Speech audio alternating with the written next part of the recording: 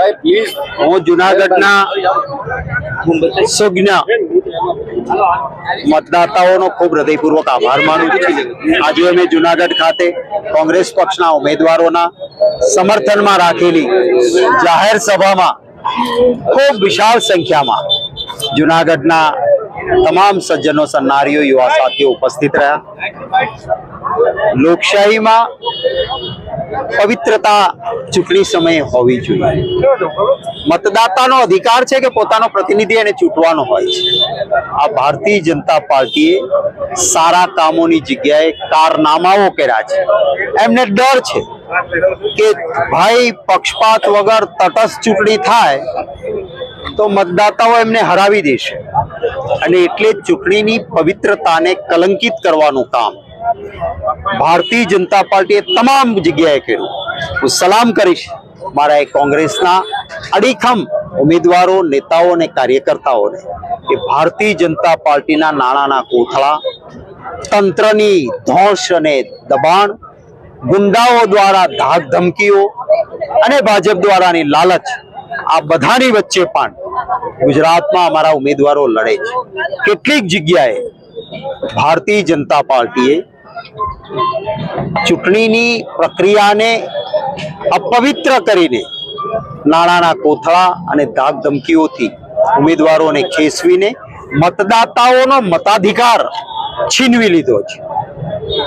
જરૂર મારા વહાલા ગુજરાતીઓ, જ્યારે પોતાનો મતાધિકાર જેણે ચૂંટણીને અપવિત્ર કરીને છીનવો છે, લોકશાહીને કલંકિત કરી છે, એવા ભારતીય જનતા પાર્ટીને સબક ગુજરાતના વહાલા મતદાતાઓ જ આપશે અને પંજાના નિશાન પર જ્યાં પણ અમારી ચૂંટણી ચાલી રહી છે ત્યાં લોકોનો પ્રેમ, આશીર્વાદ અને સમર્થન મળશે એવી શ્રદ્ધા પણ છે અને એવી વિનંતી પણ વહાલા મતદાતાઓને કરું છું।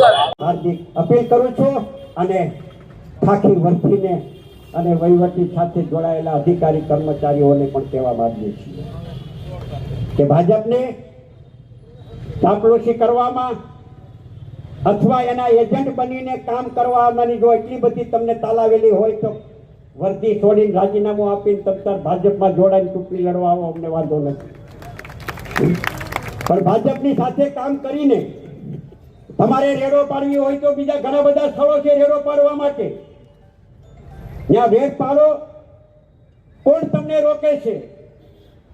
અસામાજિક પ્રવૃત્તિઓ તમારી ભાગીદારી સિવાય ક્યારેય શક્ય ન બને।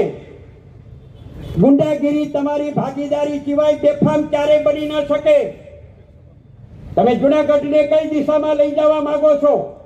આવા જેટલા લોકો ખાખી વર્દીવાળા કે વહીવટી તંત્રની અંદર કામગીરી કરનારા અધિકારી કર્મચારીઓને ચેતવણી આપવા માંગીએ છીએ કે અમે એવલામાંથી આવીએ છીએ,